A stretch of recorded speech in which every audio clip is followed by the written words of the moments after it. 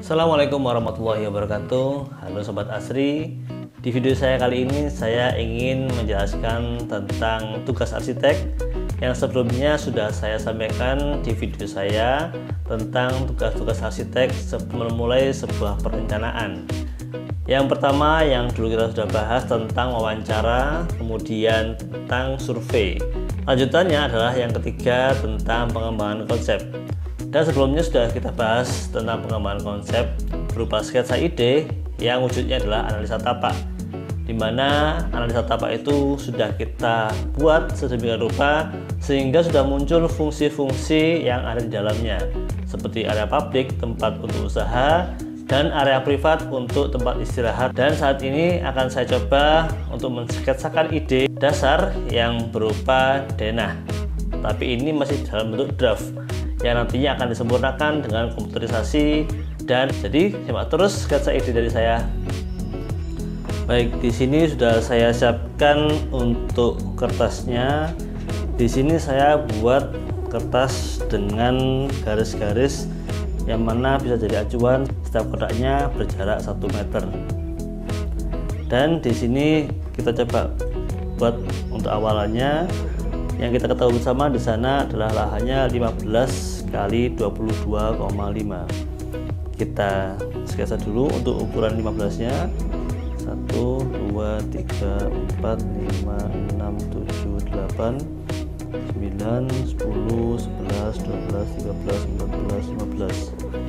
Dan untuk belakangnya 22,5. 1, 2, 3, 4, 5, 6, 7, 8, 9, 10, 11, 12, 13, 14, 15, 16, 17, 18, 19, 20, 21, 22 setengah gitu ya. Ini kita juga buatkan untuk garis sampingnya juga dengan jarak yang sama 22,5.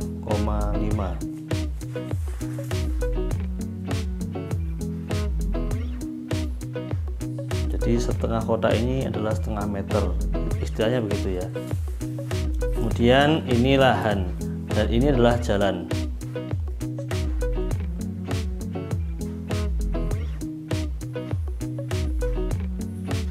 Dan arah utaranya ada di sebelah sana. Baik. Berikutnya yang kita perlu gambarkan di awal adalah area terbuka, di mana area terbuka yang sudah kita buatkan kemarin adalah di area sebelah selatan ini yang dipertahankan karena elevasi, saya ulang lagi ya, elevasi yang di lahan ini adalah plus minus 0,0, sedangkan di area selatan lahan ada penurunan elevasi sedalam 1 meter, sedangkan di area utara lahan ada kenaikan sekitar 40 cm gitu ya. Dan karena ini ada potensi penurunan lahan, maka di area selatan ini kita fungsikan untuk area vegetasi. Anggap saja kita ambil di sana sekitar 2 meter. 2 meter ini untuk area yang tidak boleh terbangun. Disarankan seperti itu. Dan ini kita fungsikan tetap sebagai untuk area vegetasi.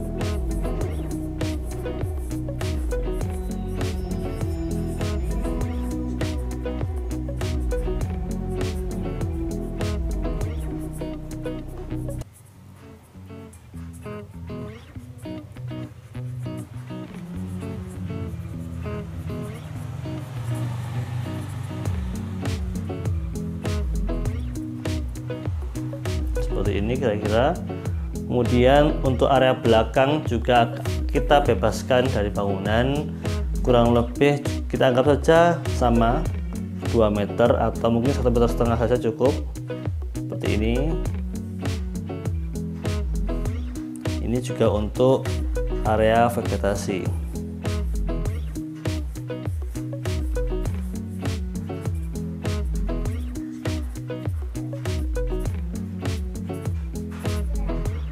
Seperti ini kira-kira.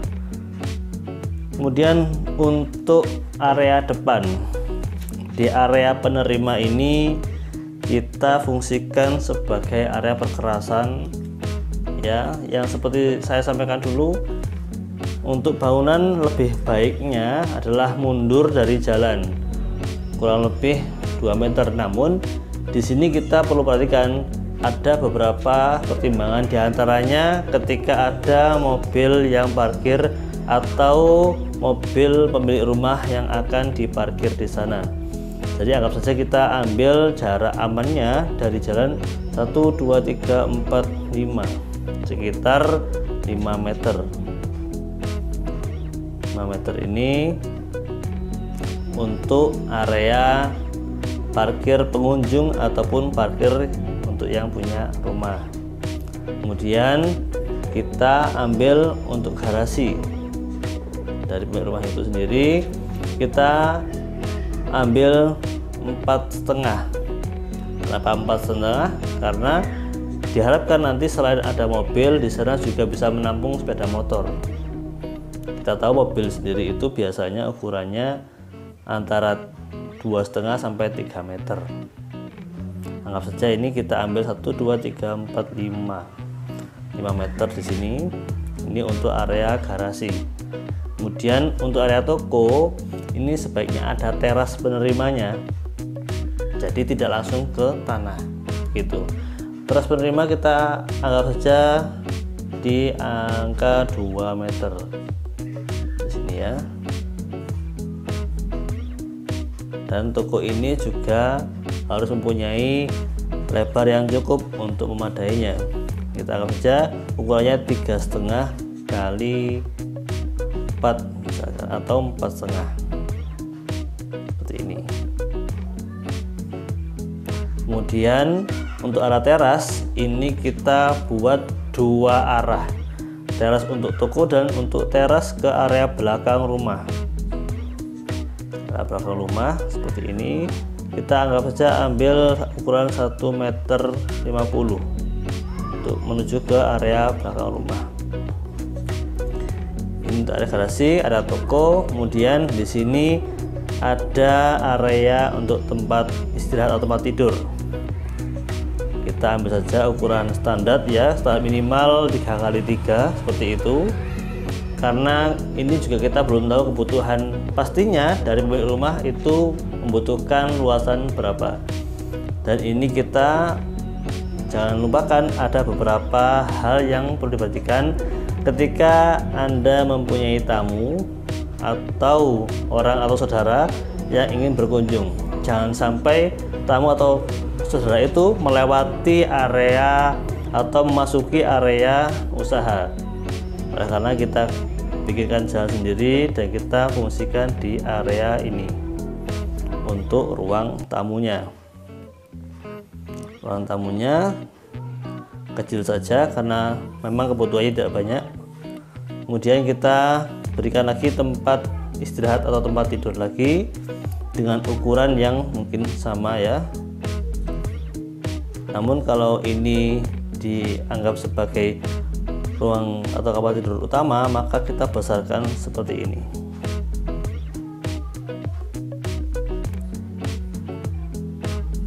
Kita anggap saja ukurannya 4 kali 4,5 seperti itu. Kemudian kita berikan akses untuk kamar mandi dalam di sana.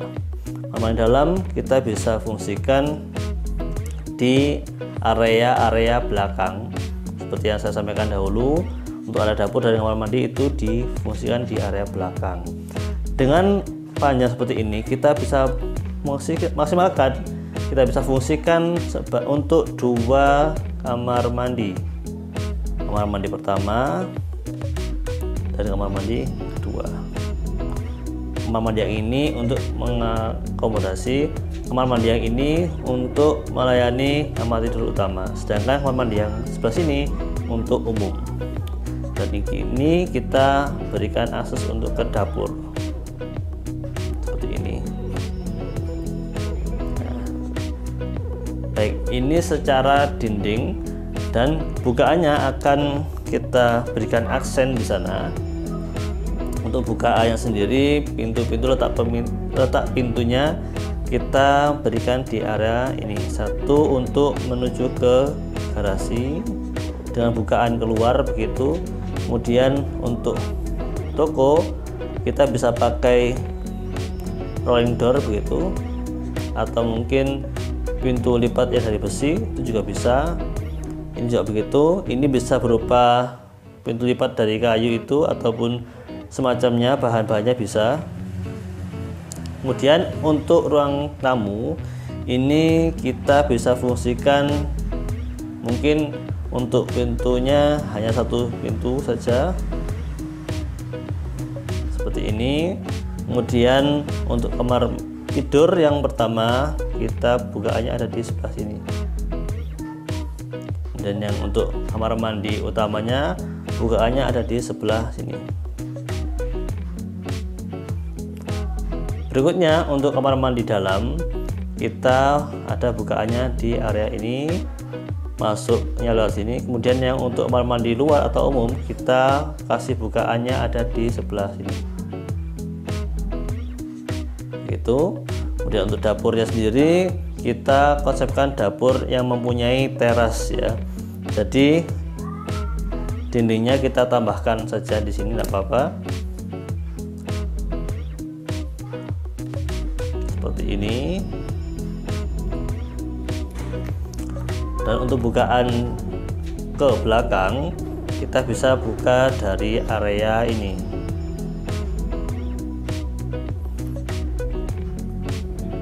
Nah, kemudian kita akan berikan aksen untuk pewarnaan untuk terasnya. Teras toko sekaligus teras untuk menuju ruang tamu.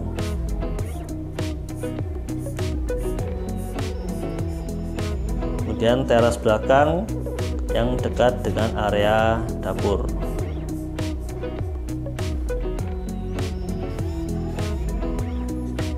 Ini bisa saja kita tembuskan ke depan begitu ya, sehingga ada dua jalan yang bisa dilewati oleh pemilik rumah.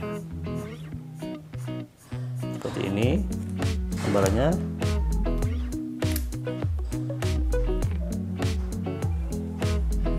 Ini 1 meter, kemudian yang dari sini 1,50 meter.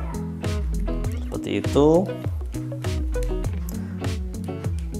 Dan untuk area parkir ini kita bisa fungsikan di area ini ya, entah itu pemilik rumah ingin membawa barang-barang yang banyak sehingga harus ke belakang, itu kita berikan akses di sana.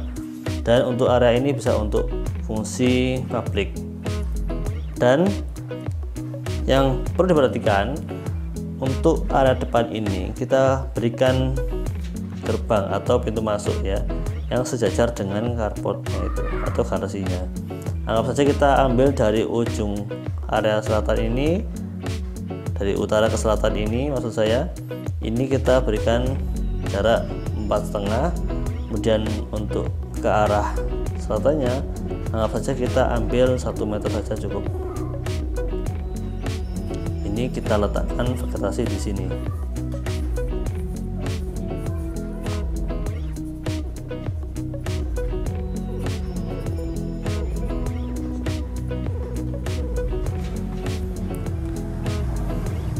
Jadi kita berikan keterangan ya, keterangan ruangan-ruangannya. Ini adalah area carport begitu. Ini area garasi.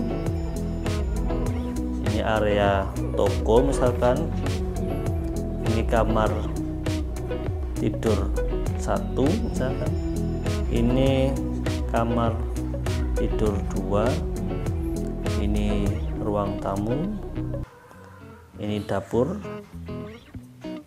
ini kamar mandi, WC umum, ini kamar mandi, WC dalam untuk kamar tidur utama. Jadi kita berikan notasi untuk ukurannya. Di sini kita berikan ukuran-ukurannya.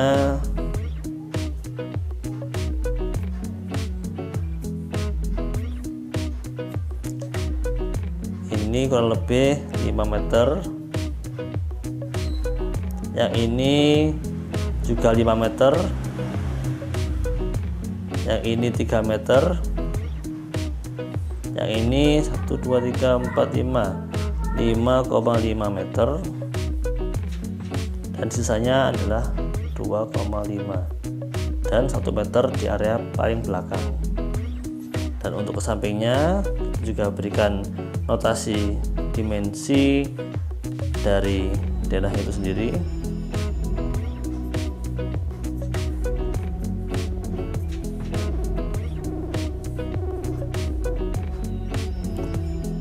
Dari area dapur kita ambil terasnya 3 meter, kemudian untuk sirkulasi 2 meter, kamar mandi umum 2 meter, kamar mandi dalam 2 meter, akses atau jalan terasnya 1 meter, kemudian untuk area parkir samping rumah itu kurang lebih 3 meter dan sisanya 2 meter.